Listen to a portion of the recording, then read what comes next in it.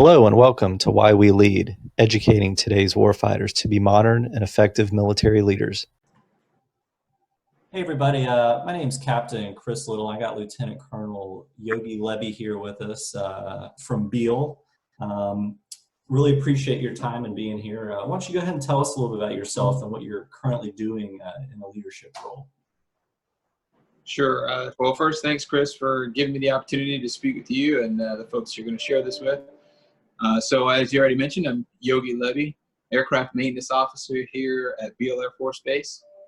I'm currently sitting as the 9th Aircraft Maintenance Squadron Commander, or AMXS, as many folks may come to know it as, where we do all on and off equipment for the U-2 Dragon Lady. I've been here just shy of 2 years. My 2-year mark will be in June, and I'm actually PCSing out to DC to go work at Headquarters Air Force on the A4 staff. I've got a vast experience level across the maintenance arena and other different jobs across the Air Force. I came in 2002 after graduating from the University of South Carolina, go Gamecocks, where I got my bachelor's degree in political science. Started out in aircraft maintenance and was on F-16s and spent a couple of years out at Hill Air Force Base in Utah. Transitioned from Hill. I actually was an instructor for about 2.5 years. Taught brand new lieutenants in the Air and Space Basic course, which unfortunately no longer exists.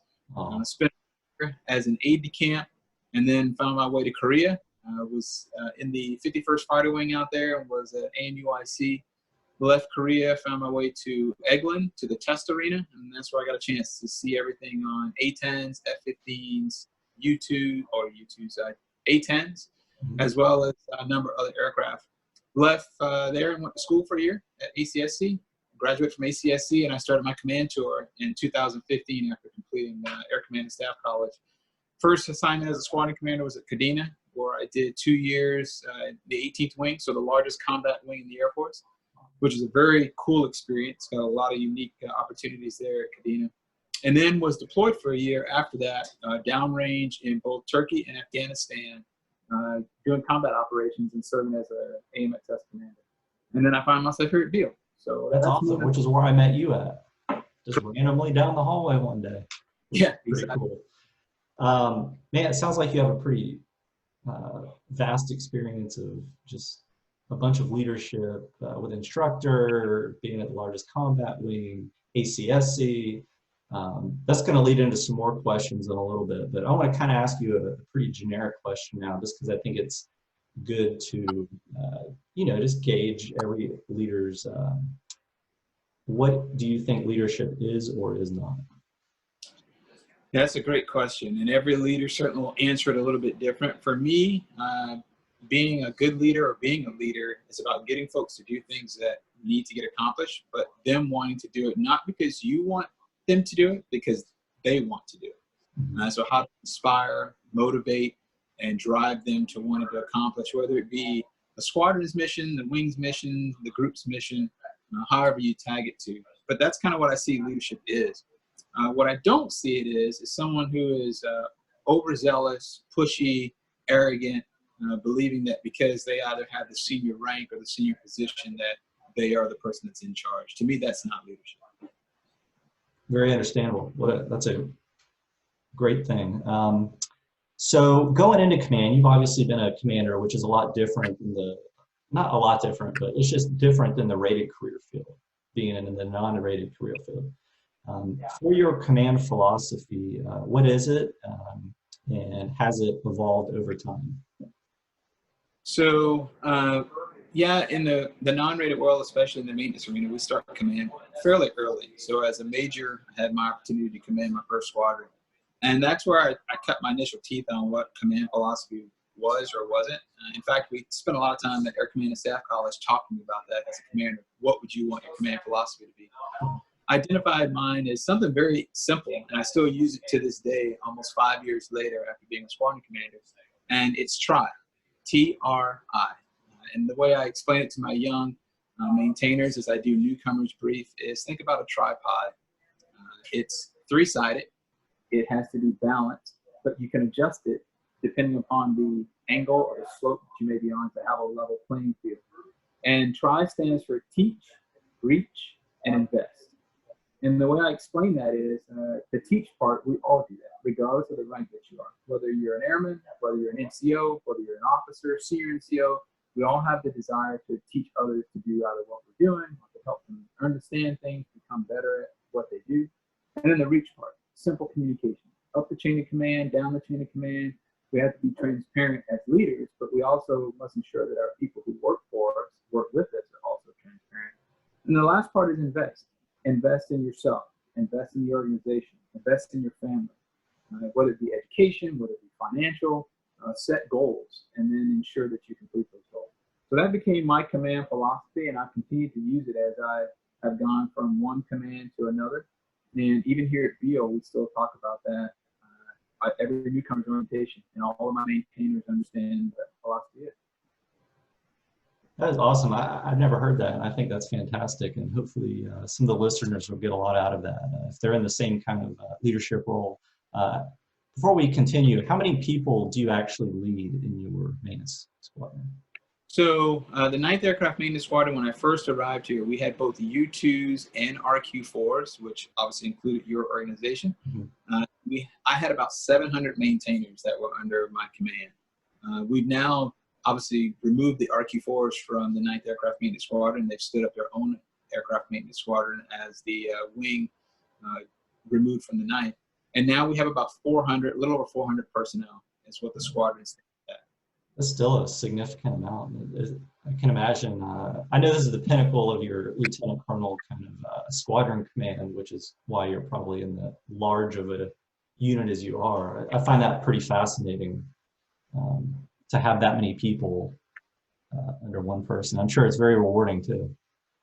You know, it is. When I graduated from ACSC and I took my first command in Japan, mm-hmm.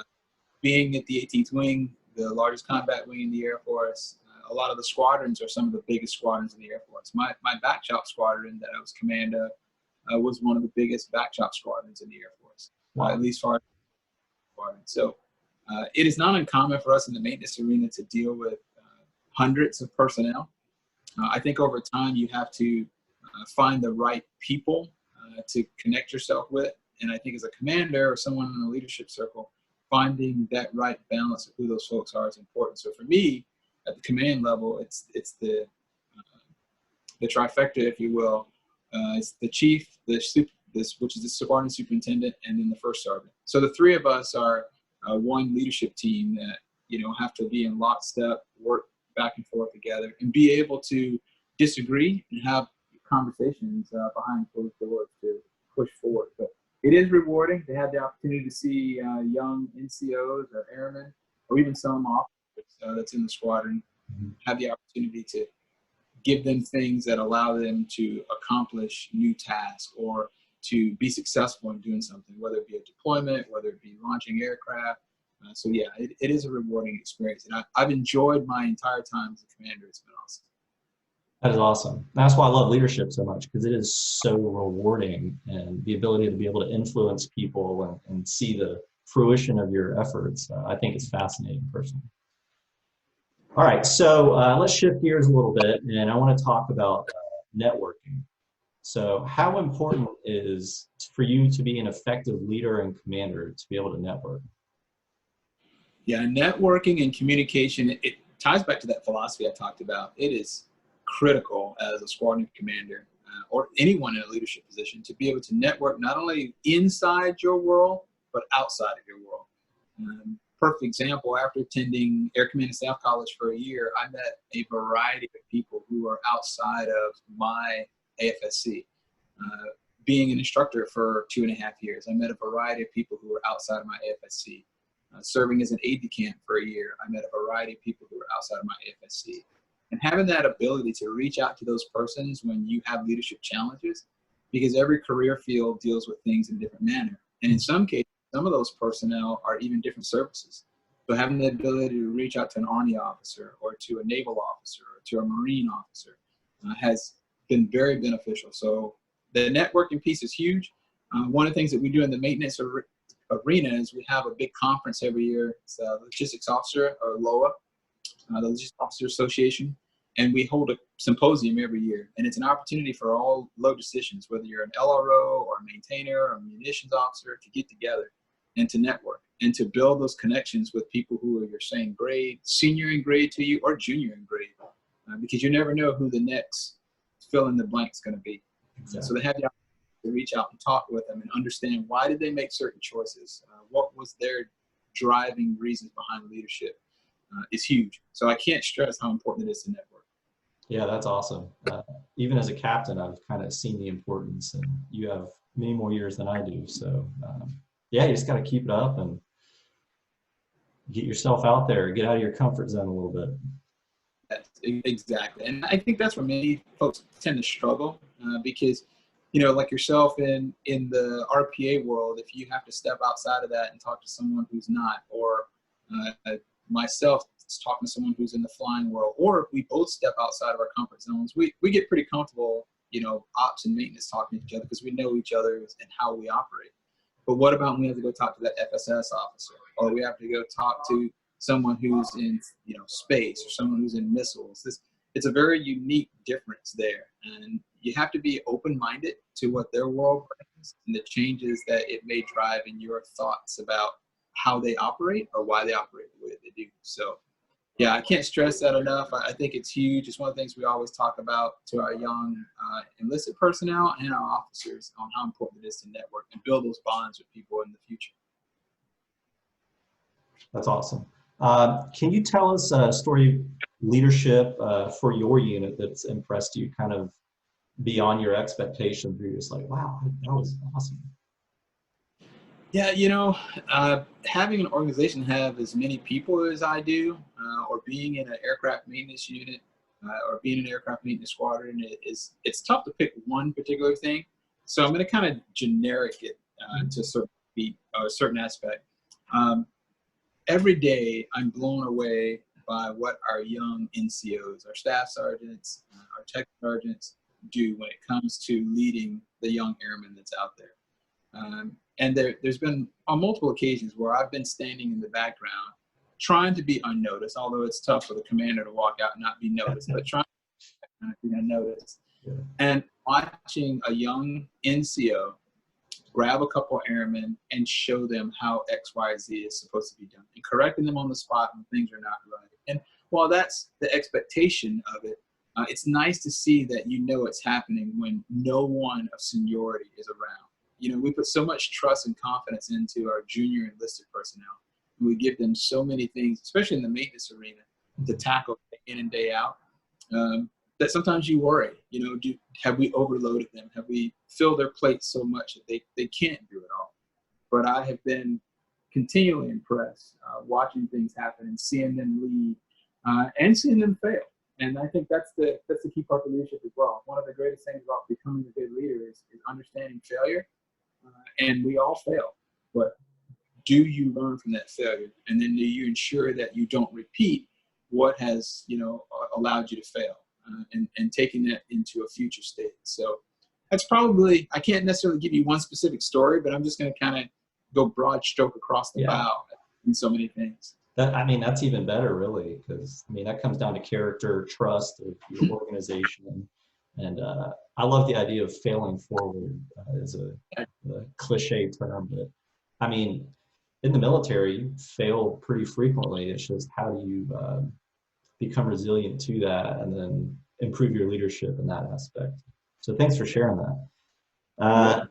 Kind of to finish things up here, part of the why we lead, I always kind of harp on, what are you reading? And I just interviewed another Navy commander, and he has a DoD Reads. It's a book website, but when he was going up for command, he was asked, what are you reading? And he was like, what? I did school way back, So I think it's important for a leader to be able to read and get themselves in a spot that maybe they haven't experienced, but they've read about before. And that's helped them with the situation. So I was curious, what's on your reading list right now? So I've read quite a few books. I will tell you that after school, I was kind of the same way, right? It's like I did political science, and then my master's degree, reading enough in international relations, And then, of course, going to ACSC and you're reading book after book, I was like, I'm done reading. But I think it actually opened my mind to being open to different perspectives and helping to grow your own leadership characteristics. So right now I'm finishing up Jim Mattis's book, Call Sign Chaos. Oh, that's great. Yeah, it's a great book, right? So I'm coming towards the end of that. Prior to that, I've read both of Secretary Gates's books, which were also really good. General Powell's book, obviously, has been out there. I've read General McChrystal's book. So a lot of leadership from senior military leaders, but some of the civilian leaders that's out there as well. So Simon Sinek is also a great person to read, as well as Maxwell. So if you get an opportunity, those are always great authors to pick up. But yeah, right now, Jim Mattis's book, Call Sign Chaos, I really like it. I like how it tells a story of who General Mattis is, and certainly explains why he ended up being known as Chaos for sure. So I love his blunt humor too. That kind of adds a little touch to the book. yeah, exactly. All right, last question. What would you? Some of the websites geared towards like a younger crowd, but as well as a older crowd as well. It kind of to reminisce on earlier times, if you will. But what would you tell yourself as like a younger LT or captain that you wish you would have known now in that regard? Yeah, it's funny. I think that's one of the big questions a lot of folks tend to get asked, right? What would you tell your younger self if you had the opportunity? Definitely read more. So it's funny you asked the book question ahead of that. To certainly read more.